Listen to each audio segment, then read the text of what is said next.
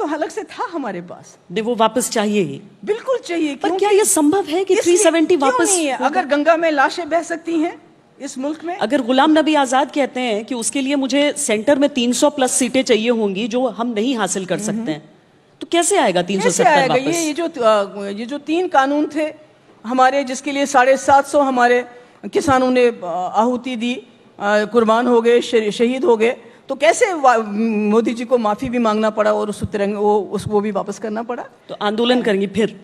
आपको तो नजरबंद रखा जाता है अधिकतर समय। तो देखिए ना कि हमारे यहाँ कहते हैं कि जालिम के सामने सच्ची बात कहना सबसे बड़ा जो है फाइट है, सबसे बड़ा आंदोलन है। मैं तो वही कर रही हूँ और मेरे साथ लोग भी कर रहे हैं। महबूबा जी, लड़ाई लड़ना एक तरफ है और मुझे लगता है कि वो हर एक व्यक्ति का अधिकार है कि जो आपको सही लगता है वो उसकी लड़ाई लड़े, लेकिन ये पाकिस्तान से बात करो, पाकिस्तान से बात करो, ये क्यों कहती हैं आप? नहीं, वाजपेयी जी ने क्यों पाकिस्तान के साथ बात की? वो पाकिस्तान क्यों गए? उन्होंने वहां वार्ता क्यों की? उन्होंने धोखा मिला लौट आए। उन्होंने मुशर्रफ को क्यों आमादा किया सीज फायर के लिए? उन्होंने मुशर्रफ को क्यों आमादा किया 4 पॉइंट फॉर्मूला के लिए? बिकॉज वो जानते थे कि आप हमसाया बदल सकते हैं, नहीं सकते हैं, आप दोस्त बदल सकते हैं। यानी Vajpayee ji was a statesman. आपको नहीं लगता है कि वो बालाकोट करके, वो तो बहुत बालाकोट करके इलेक्शन जीत सकते थे, पर उन्होंने नहीं किया। बालाकोट इलेक्शन जीतने के लिए हुआ? मेरे ख्याल में तो वो तो आप सभी, मुझे तो ज्यादा उस पर कुछ बोलना नहीं कि बालाकोट किस लिए किया गया, क्या किया गया। अगर वाजपेयी जी चाहते तो हमारी फौजें पाकिस्तान के साथ थी और उनको ताना दिया गया बाद में वाजपेयी जी को। जब उन्होंने फौजें वापस लाई तो कई हमारे लोग थे जिन्होंने ताना दिया कि ये तो चला गया वहां धोती पहन के और एक गोली मारे बगैर वापस आ गया। मगर वाजपेयी जी का सीना 56 इंच का नहीं था, शायद 60 इंच का सीना था उनका। He was a great leader और हमें वैसा लीडर, वैसा स्टेट्समैन बन के दिखाए कोई ना। तो इस वक्त अपोजिशन में है। कांग्रेस की लेगेसी है जम्मू कश्मीर। लेगेसी का मतलब मेरा नेगेटिव सेंस में नहीं है। अगर कांग्रेस नहीं होती, गांधी नहीं होते, जवाहरलाल नेहरू नहीं होते, बाकी कांग्रेस के लीडर नहीं होते, तो जम्मू कश्मीर इस सिचुएशन में कभी भी हिंदुस्तान के साथ नहीं मिलता जो आज की सिचुएशन है, जो यहाँ पर माइनॉरिटीज का हाल है, जो ये गोडसे का मुल्क बन रहा है। क्योंकि जम्मू कश्मीर को गोडसे का जम्मू कश्मीर बनने कभी कश्मीरी नहीं देते। पाकिस्तान की आज उनके देश में कोई नहीं सुन रहा है। बहुत खराबी है। हम बात क्यों करें? मैं कह रही हूँ पाकिस्तान की बहुत खराबी है। कर्जा ले रहे हैं वो, तब मुल्क चला रहे हैं। और हमारी हालत ये है कि हम बांग्लादेश, पाकिस्तान, नेपाल से हंगर इंडेक्स में नीचे चले गए हैं।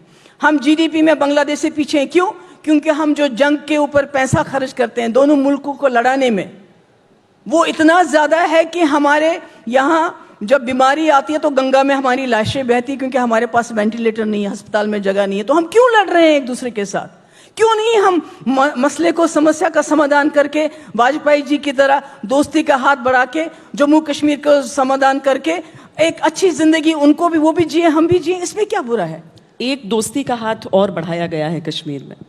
यानी जो दो लोग एक दूसरे को आमने सामने नहीं देखना पसंद करते थे, 2 ही पार्टियां थीं जिनके बीच लड़ाई चलती थी, नेशनल कॉन्फ्रेंस और पीडीपी, अब गुपकार अलायंस के तहत वो दोनों एक साथ। For a larger interest Jammu Kashmir के हुकूक की खातिर, जो उनके हक छीने गए, जो उनकी इज्जत, जो उनको लताड़ा गया, जो उनके सर से चादर छीनी गई, उस इज्जत को बहाल करने के लिए हमें, मुफ्ती साहब ने तो बीजेपी के साथ हाथ मिलाया, नॉर्थ पोल और साउथ पोल, जिनके साथ हमारी कोई आइडियोलॉजी नहीं मिलते थे।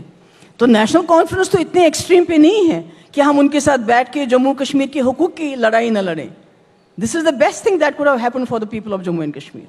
मुझे मालूम है आप लोग हमें गुपकार गैंग बुलाते हैं, बिकॉज यहाँ टुकड़े टुकड़े अर्बन नक्सल्स, खालिस्तानी, पाकिस्तानी और अब गुपकार गैंग जो रूलिंग पार्टी सेट करती है एजेंडा, अनफॉर्चुनेटली जो मेन स्ट्रीम मीडिया है उसी को चलाता है। आज आप कश्मीर का, नया कश्मीर का नैरेटिव चलाते हैं, मगर आप देखते नहीं है कि जहां एक 18 महीने की बच्ची अपनी बाप की लाश के लिए रोती हो, वो कौन सा नया कश्मीर है? नया कश्मीर एक नैरेटिव नहीं है, नया कश्मीर एक उम्मीद है, क्योंकि जरूरत है, सब चाहते हैं कि कश्मीर में अमन चैन रहे। और आपको अच्छा नहीं लगा जब यहाँ पर इतने लोग इस बार टूरिस्ट वहां पर पहुंचे? चले गए तो नया कश्मीर बन गया। एक कदम नहीं मानती है? टूरिस्ट तो हमेशा, टूरिस्ट तो हर जगह जाएंगे। टूरिस्ट इतनी संख्या में, महबूबा जी, आपको तो नहीं याद है जब 2002 में मुफ्ती साहब की सरकार बनी थी, पहली बार वहां टूरिस्ट ने बड़ी तादाद में आना शुरू किया था, because there were certain measures taken. कुछ ऐसे एतमाद साजी के माहौल बनाया था, पाकिस्तान से बात थी, वहां बात चली, रास्ते खुले, और कश्मीर के लोगों ने देखा पाकिस्तान में क्या है,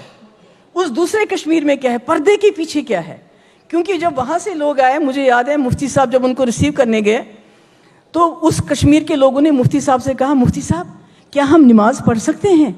यानी वहाँ ये इंप्रेशन है कि शायद हम यहाँ नमाज भी नहीं पढ़ने देते। मुफ्ती साहब ने कहा आप कहीं भी पढ़ सकते हो। तो इसी तरह ये जो क्यूरियोसिटी है वहाँ क्या है, यहाँ क्या है, इस क्यूरियोसिटी को ख़त्म करने के लिए मुफ्ती साहब ने ये कहा था कि तमाम रास्ते खोल दो, लोगों को आने दो, जाने दो। हम ये नहीं कह रहे हैं आप कश्मीर उठा के पाकिस्तान को दे दो, हम ऐसा तो नहीं कहते। हम कहते हैं जो दीवारें हैं नफरत की, जम्मू कश्मीर को एक पुल बनाओ दोस्ती का, इसको जंग का अखाड़ा मत बनाइए। कितना सफ़र करेंगे आप ही बताओ। आपके भी घर में छोटे बच्चे हो सकते हैं, एक 18 महीने की बच्ची कड़कती इस ठंड में अपने बाप की लाश मांगे, तो इससे ज़्यादा और जुल्म क्या हो सकता है? आप बताओ मुझे, क्या ये हमारे बापू का हिंदुस्तान ऐसा हो सकता है? महबूबा जी, उसके